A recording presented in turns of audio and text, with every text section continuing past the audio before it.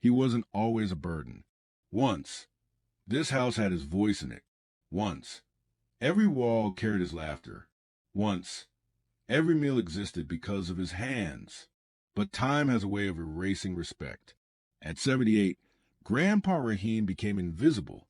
Not suddenly, slowly, quietly, painfully. It started with small things. His chair was moved because it was in the way. His stories were interrupted because they were too long. His opinions were ignored because he was old-fashioned. And no one noticed when his voice grew softer. Rahim lived in the back room now. Not officially, but naturally. The front of the house belonged to noise. Phones ringing, TVs shouting, children running past him without eye contact. They said he was lucky. Look at him. His eldest son, Khalid once said. He has food, a roof. What more does he want? What Rahim wanted was simple, to be seen. But asking felt like begging. And begging felt worse than loneliness. So he stopped asking. He ate when food was placed in front of him. He slept when the lights went off. He waited for footsteps that never slowed down for him. His daughter-in-law spoke to him like furniture. Not cruel, just distant. Move your legs. Careful. Don't touch that. Even kindness sounded like irritation. His grandchildren knew him as the old man, not grandpa. Just there. He watched birthdays from a corner, listened to jokes that didn't include him, smiled at moments no one shared with him. At night, Rahim stared at the ceiling and counted regrets. Not his, theirs. Because once, long before this house, before these ungrateful voices, Rahim was everything. He worked until his hands cracked open. He skipped meals so his children wouldn't. He sold land so they could study. He built this house brick by brick. And now, he needed permission to sit in the living room. One evening, Rahim asked a simple question. Can someone take me to the doctor tomorrow? Silence. Khalid didn't look up from his phone. His wife sighed. The youngest son muttered, Again? Rahim nodded slowly. It's okay, he said. I'll manage. But he didn't manage. That night, his chest burned. His breath came short. He sat alone, gripping the edge of his bed, afraid to call out, because he already knew the answer. Morning came. No one asked how he slept. Breakfast was loud. Rahim ate quietly. Khalid glanced at him once. You're not getting weaker on purpose, right? He joked. Everyone laughed. Rahim smiled, because when you are old and unwanted, smiling becomes survival. That afternoon, Rahim opened the small wooden box he kept hidden. Inside were documents, receipts, old letters, and a will, untouched, not updated, not changed. Yet, he closed the box slowly. No anger, no shouting, just a decision forming in silence. Because Rahim had learned something painful. They didn't hate him. They had already buried him in their minds. And when someone believes you are already gone, they stop fearing what you might do. That night, Rahim whispered something to himself. Not a prayer, not a curse, just a sentence. They will understand, but not today. And no one noticed a shift. But something had changed, something irreversible, because the man they treated like a burden had finally stopped trying to belong. And that silence, it was the beginning of something they would never escape. Cliffhanger. They thought his silence meant surrender. They had no idea it was preparation. Rahim stopped asking for help. That was the first thing they noticed. No more doctor requests. No more questions. No more presents. They liked that. Khalid even said out loud, See? He's fine. He just wanted attention. Attention. As if decades of sacrifice were a performance. Rahim moved differently now. Quieter, slower, but sharper. He began waking up before dawn. Not to pray, to think. Every morning, he walked to the small corner of the yard where no one went anymore. He sat there with the sun on his face and remembered the first paycheck, the first school uniform, the night He stayed awake because Khalid had a fever. He remembered everything they had forgotten. Inside the house, life continued. Bills were paid. Arguments happened. Plans were made. None included Raheem. They discussed renovations, selling land, future investments, all built on foundations he laid. Sometimes, Raheem overheard them talking about him. Once he's gone, we'll have more space. He's old. What can we do? At least he doesn't complain anymore. Each sentence landed quietly, but deeply. One afternoon, Raheem collapsed in the yard. Not dramatically, just sat down and couldn't get up. A neighbor saw him, called Khalid. Annoyed, Khalid helped him inside. What happened now? He snapped. Raheem shook his head. Nothing. The doctor came later. High blood pressure, heart issues, stress. Someone needs to monitor him, the doctor warned. Khalid nodded politely and did nothing. That night, Raheem couldn't sleep. Pain pressed against his chest like a secret trying to escape. He opened the wooden box again.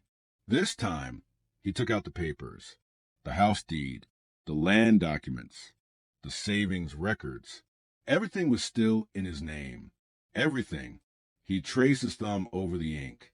And for the first time in years, he smiled, not because he was powerful, but because he had been underestimated.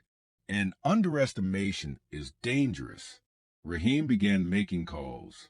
Old friends, a lawyer, a man who owed him a favor from 30 years ago. Quiet conversations, short sentences. No one in the house noticed. They were too busy complaining about his medicine costs. He's draining us, Khalid said one evening. Raheem heard it. He always heard it. That night, Raheem wrote letters. Not to his children, to himself. I stayed silent too long. I confused patience with dignity. I thought love would return. He folded the papers carefully. His health declined, visibly now. Hands shaking, steps slower, eyes deeper. The family noticed, but differently. He's really not well, someone said. Not with concern, with inconvenience. One evening, Raheem asked for tea. No one responded. He waited, then stood up to make it himself. His hand slipped. The cup shattered. Tea spilled across the floor. The noise finally brought them running. What are you doing? Khalid shouted. You could have hurt yourself. Raheem looked at the broken pieces, at the mess, at the anger in his son's eyes, and something inside him went cold. Not sadness, clarity. He whispered, I already am hurt. They didn't hear him. They never did. That night, Raheem updated the will. Every signature steady. Every decision deliberate. No emotion, just balance. Because karma doesn't rush. It waits until people feel safe. Raheem laid down after, chest heavy, breathing shallow. He stared into the darkness and thought, they will cry for me.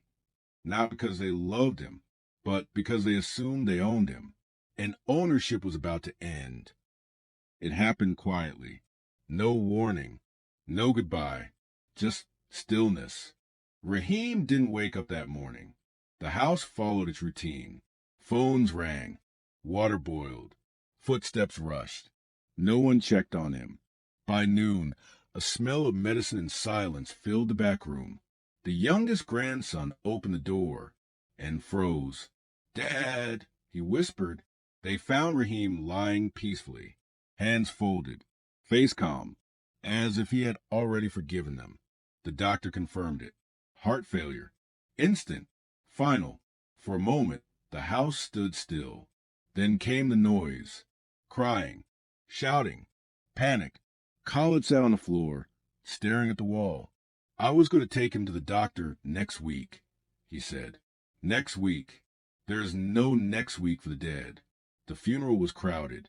People Raheem helped decades ago showed up. Neighbors spoke kindly. He was a good man. He sacrificed a lot. The family nodded, ashamed, but still thinking the same thought. The will, after the burial, They gathered in the living room, tired, emotionally empty. The lawyer arrived, Raheem's old friend. Calm, professional, he opened the folder. Khalid leaned forward. "This house," he began. The lawyer raised a hand. "We'll read it properly." The first sentence landed like a slap. "To my children, I leave my forgiveness." Nothing else. Silence. Cold. Heavy. The lawyer continued. "The house, donated. The land, sold to fund an old age home. The savings, given to charity." The room erupted. "What? This must be a mistake. He wouldn't do this." But Raheem had. Legally. Carefully. Completely. The lawyer handed Khalid a letter. "For you," he said. Khalid opened it with shaking hands. The words were simple. "I asked for respect. You gave me space. Now you have all the space you wanted." Khalid dropped the letter. His wife started crying. Not from love, from loss. The grandchildren stood confused. The house they grew up in, no longer theirs. Raheem had taken nothing, yet left them with emptiness. That night, the house felt different, larger, colder. Raheem's room stayed locked. No one entered. No one dared. Because suddenly, his silence was louder than ever. The days after the will were unbearable. Neighbors whispered. Relatives judged. The truth spread. They abandoned him. He died alone. Khalid couldn't sleep. Every corner of the house reminded him of Raheem. The chair, the yard, the broken cup. He started hearing his father's voice. "I already am hurt." The old age home opened months later. Raheem's name was on the wall, engraved, permanent. People praised him, called him kind. A hero. Khalid watched the ceremony from afar. Not invited, not needed. The house was sold. They moved into a smaller apartment. Arguments started. Money ran out. The power shifted. One night, Khalid broke down. He sat alone, holding the letter. "I'm sorry, Abba," he whispered, "but apologies don't travel to graves. They echo back, empty, painful, unanswered." The grandchildren grew older. They asked questions. Why didn't Grandpa live with us? Why is his name on that building? Khalid had no answers, only shame. Years passed. Regret didn't fade. It matured, like a wound that never closes. Khalid visited Raheem's grave for the first time. He knelt, cried. "I didn't know," he said, "but he did. He just chose comfort over conscience." The wind passed. No response, only silence. Raheem had spoken already, through consequences, through absence, through a lesson that would outlive them all. Raheem's story spread. Parents told it to children. Neighbors whispered warnings. "Don't wait. Respect is time sensitive." Khalid grew old, lonely. He now sat in a chair, alone, waiting for calls that never came. History repeating. Perfectly. He finally understood. Burden is not age. Burden is ungratefulness. Raheem never raised his voice, never fought back. He simply removed himself and let truth do the work. The final lesson was clear. Love delayed becomes regret. Respect postponed becomes punishment. And time never negotiates. Because one day, the person you ignore will stop waiting. And when they're gone, so is your chance. Final emotional end.